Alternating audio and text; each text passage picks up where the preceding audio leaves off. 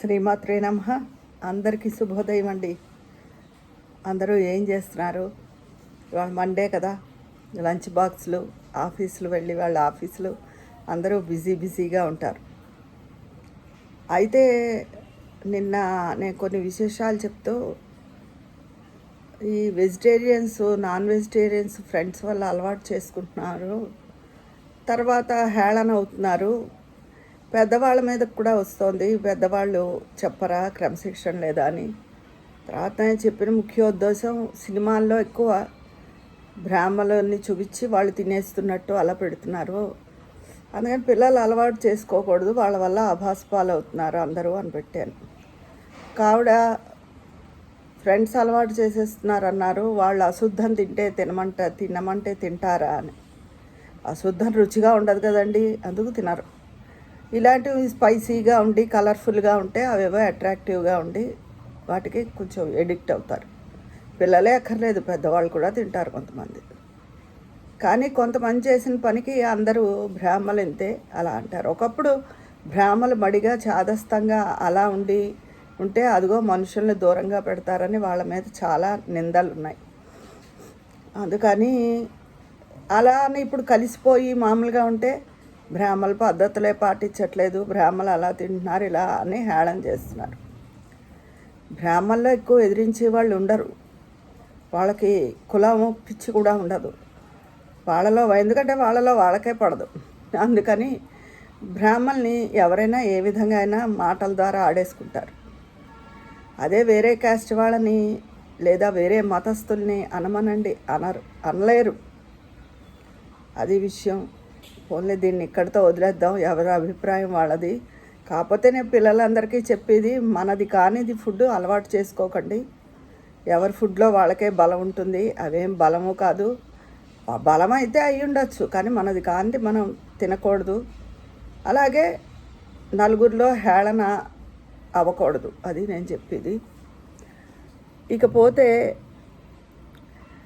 చాలామంది ఇళ్ళు అద్దెకిస్తారు, అద్దెకిచ్చి చాలా కండిషన్స్ పెడతారు.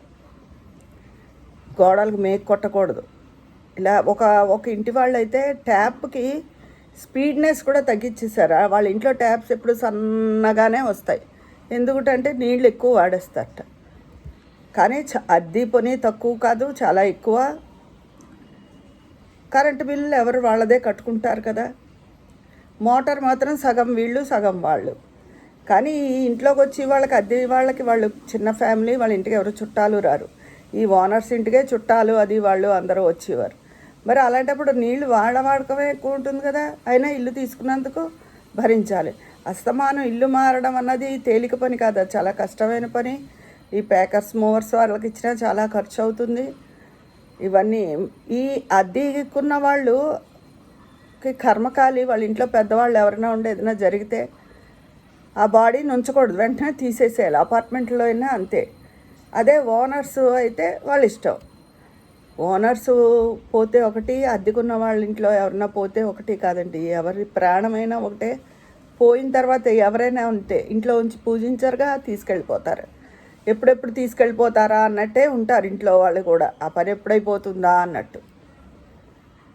కానీ అద్దెకున్న వాళ్ళని ఏదో వాళ్ళు ఎంతెంత అద్దెలు 15,000 20,000 ఎంతెంత అద్దెలు ఇచ్చినా సరే, అబ్బే వాళ్ళు అద్దెకున్న వాళ్ళే ఏదో అంటరాని వాళ్ళలాగా. అది చాలా తప్పండి. మానవత్వం లేకుండా ఎవరు అలా ఉండకూడదు.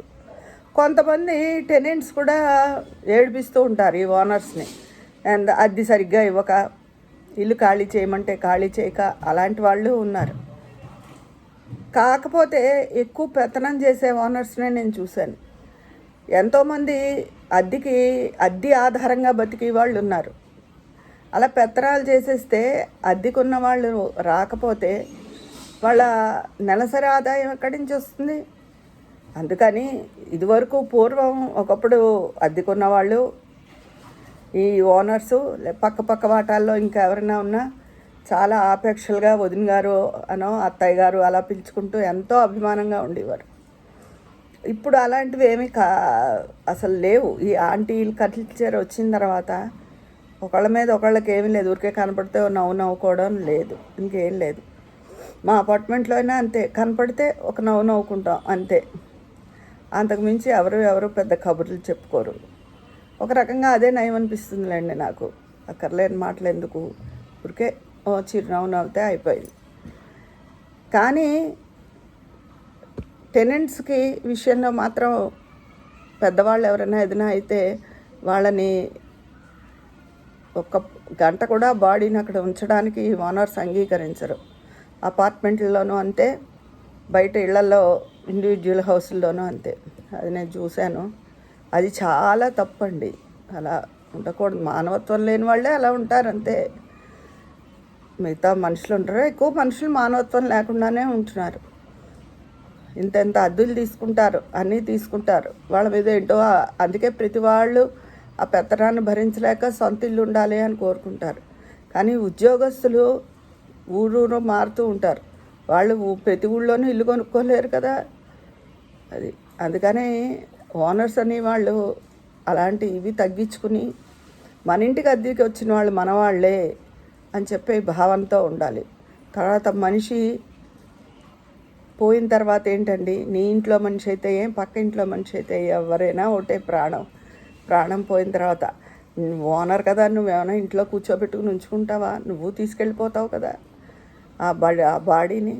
వాళ్ళు అంతే, వాళ్ళకి కాస్త టైం ఇచ్చి వాళ్ళు కూడా తీసుకెళ్ళిపోతారు వాళ్ళ సొంత ఊరో ఇంకో చోటకో, లేదా ఇంకా మహా అయితే అక్కడే చేసిన కార్యక్రమం 1 గంట 2 గంటలు. కాస్త ఓర్పు వహించి ఉంటే నువ్వు మానవత్వం ఉన్న మనిషివి అనిపించుకుంటావు. అందుకని అద్దెలు పెంచుతూ పోవడమే కాకుండా ఇలాంటి ఆపదలు వచ్చినప్పుడు వాళ్ళకి దన్నుగా నిలబడితే మనుషులు అందరూ సంస్కారవంతంగా ఉంటారు, మానవత్వం ఉందని నిరూపించుకుంటారు. అలా ఉండడమే మంచిదండి. భగవంతుడు కూడా అదే మెచ్చుతాడు. అంతేకాని భగవంతుడికి పూజ చేసేసి ఇలాంటి కిట్టని బుద్ధులు చూపిస్తే దేవుడు మెచ్చుతాడు అనుకుంటున్నారు. ఏదో మనం చేసే పూజల కోసం ఆయన రెడీగా కాచు కూర్చున్నాడు అనుకుంటారు ప్రతి వాళ్ళు. ఆ పూజ చేస్తున్నంతసేపు మనుషులు ఆ కోరిక తీరాలి, ఈ కోరిక తీరాలని ఈ లౌకికమైన కోరికలు కోరుకోవడంతోనే సరిపోతుంది. అందుకే అసలు ఒక రకంగా పూజ చేస్తున్నారేమో అనిపిస్తుంది. అంతేగాని భగవంతుడు అలాంటి వాటిని ఏం మెచ్చడండి. మనం పూజ చేయకపోయినా నీకు నిర్మలమైన మనసు, ఒకరికి సహాయపడే గుణం, జాలి, దయ ఇవి నీ మనసులో ఉన్ననాడు నువ్వు ఆ భగవంతుడికి ఎంతో చేరువుగా ఉన్నట్టే లెక్క. నా మాటలు ఎవరికైనా నచ్చచ్చు, నచ్చపోవచ్చు, కానీ నా అభిప్రాయం ఇది. మీ అభిప్రాయం ఏంటో కామెంట్ బాక్స్లో తెలియజేసేయండి. నిన్న నేను చెప్పిన మాటల మీద, ఈ నాన్ వెజ్ ఈ టాపిక్ మీద పెద్ద ఎవరు రెస్పాండ్ అవ్వలేదు. కొంతమంది రెస్పాండ్ అయ్యారు, తక్కువ మంది. అది మీ అభిప్రాయాలు తెలియజేస్తే నా అభిప్రాయాలు కూడా అక్కడ తెలియజేస్తాను. మరి ఉంటాను. మీ స్నేహితురాలు విజయ పన్నాల.